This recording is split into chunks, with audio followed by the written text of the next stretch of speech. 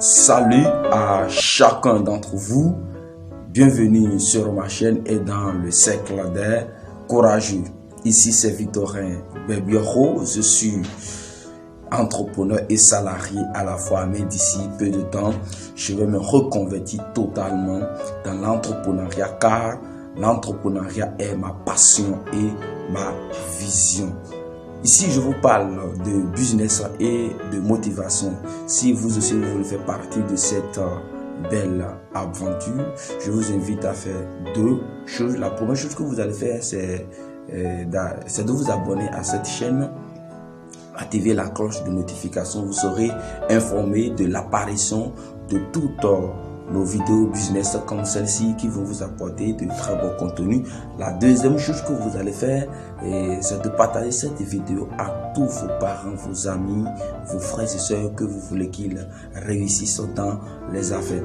Aujourd'hui, je vais vous parler du sixième point de départ vers la richesse. Donc, ceux qui n'ont pas encore regardé les vidéos sur le premier point de départ vers la richesse, sur le deuxième point de départ vers la richesse, sur le troisième point de départ vers la richesse, sur le quatrième point de départ vers la richesse et sur le cinquième point de départ vers la richesse. Essayez de regarder ces vidéos. Si vous n'avez pas encore regardé, après avoir regardé celle-ci, allez regarder ça. N'oubliez pas que c'est une série de vidéos et ces vidéos vont vous aider à réussir dans les affaires. Le sixième point de départ vers la richesse est la cristallisation du désir en action et c'est l'élaboration du plan. La vidéo sur le premier point de départ vers la richesse, j'ai déjà parlé de ça un peu dedans. Mais apprenez maintenant à élaborer ces plans. Je vais vous parler du 4 points. Aujourd'hui, je vais vous parler du 4 points. Le premier point est ceci. Réunissez toutes les personnes qui seront nécessaires à la création et au développement de votre ou de vos plans pour que vous deveniez riche. Réunissez-les en même temps.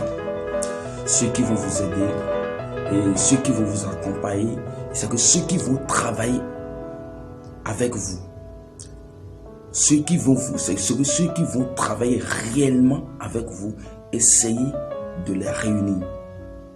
Parce que n'oubliez pas que c'est que si vous êtes seul, vous ne pouvez pas tout faire. Mais je n'ai jamais dit que de constituer de n'importe quelle équipe, c'est-à-dire, c'est que non, vous n'avez pas besoin vous pouvez travailler avec une seule personne. Si la personne est déjà sérieuse, c'est fini déjà. Ça va vous aider. Le deuxième point, avant de constituer votre équipe, décidez des avantages et des bénéfices que vous pouvez offrir à chacun des membres en échange de leur coopération. Personne ne travaillera indéfiniment pour vous sans en retirer une compensation. Ne pensez pas que vous allez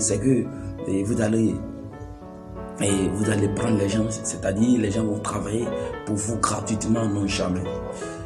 J'avais l'habitude de faire la photocopie chez un grand frère. Lui aussi il est dans les affaires. Et avant, il avait une employée. La fille travaille correctement. Moi j'aime tellement c'est que cette manière de travailler, je l'apprécie trop. La fois passée, je suis parti. Je lui ai demandé est-ce que la fille est là, et il m'a fait comprendre que la fille n'est plus là. Je ne peux plus chercher à comprendre ce qui est là. En tout cas, c'est un autre gars qui est là et c'est son neveu. Mais je suis allé une fois. La première fois, la deuxième fois déjà, vraiment, le gars, son neveu en question, n'accueille pas bien les gens. Je lui ai dit, de la manière que ton nouveau employé me parle là, je n'ai pas ça. C'est de là que l'ami, le grand frère m'a fait comprendre que c'est pas son employé, c'est son neveu. Et bon, c'est de là que moi c'est de là que je sais que c'est son neveu, que et le gars est là, bon, pour l'aider. Le gars est en train de l'aider pour un temps. Mais je lui ai dit que s'il ne change pas celui-là, c'est que l'entreprise ne peut pas évoluer. Oui. Donc, c'est pour vous dire que c'est pas que vous allez prendre c'est que vos frères et soeurs, ou bien c'est que vos amis, ou bien un cousin, soit un neveu, ou bien votre, non, même pas. Embauchez celui qui est capable, ou bien celle qui est capable de faire le travail. Et vous allez payer. C'est mieux pour vous si vous voulez réussir. Sinon, quand je vais faire ceci. Non. Il va rester là. La personne va rester là. Elle va rester là. Mais soyez sûr que la probabilité est très faible que vous ayez le résultat que vous voulez. Donc, c'est un peu ça. Donc, ne pensez pas que vous allez prendre quelqu'un, la personne va rester là et bon, vous pouvez lui donner non. Décidez ce que entendez-vous correctement avec lui. Il va prendre ceci et vous allez lui montrer le travail que la personne va faire. C'est très très important et là, ça va vous aider. Le troisième point, organisez des réunions et avec les membres de votre équipe au moins 2 fois ou soit une fois. Au moins une fois par semaine. Et plus souvent si possible. Essayez d'échanger au moins dans la semaine. Bon, dans la semaine, lundi, mardi, mercredi déjà. Et bon, essayez d'échanger avec lui comment le travail évolue. Donc, essayez de travailler avec lui, d'échanger, de parler avec eux. Parce que c'est vous qui avez votre vision. Eux, ils sont là pour travailler. C'est vous qui savez là où vous voulez amener votre entreprise. Et c'est vous qui savez là où vous serez dans 6 mois, dans 2 mois, dans 3 mois, dans 6 mois, dans 1 an, dans 2 ans, dans 3 ans. C'est vous qui savez. Eux, ils ne savent pas. Eux, ils sont là pour travailler et vous allez les payer. Mais vous, votre vision vous brûle.